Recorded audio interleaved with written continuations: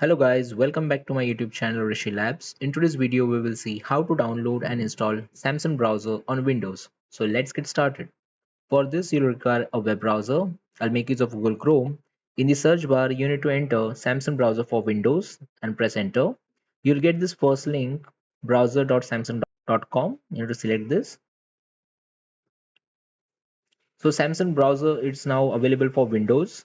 You can browse seamlessly with the Galaxy AI features. Over here there is a download button.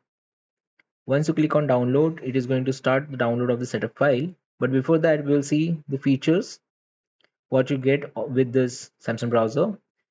First is the sync. You can securely sync your browser's history and more with the Samsung Cloud. Then you also get the fast secure sign-in feature with the Samsung Pass application.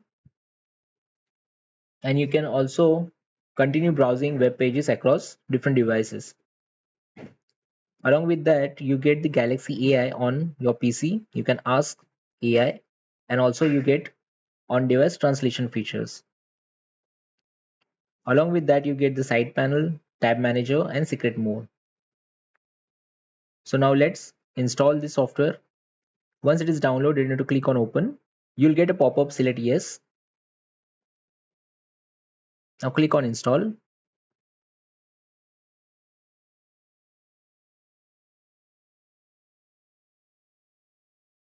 Once the browser has got installed, it is going to auto start. I'll just close this tab. This is the Samsung browser icon. If you double click on this icon, it is going to launch the Samsung browser. Let's maximize it. Click on I agree and click on continue. Now it is going to ask you to sign in. If you have a Samsung account, you can sign in or you can skip for now.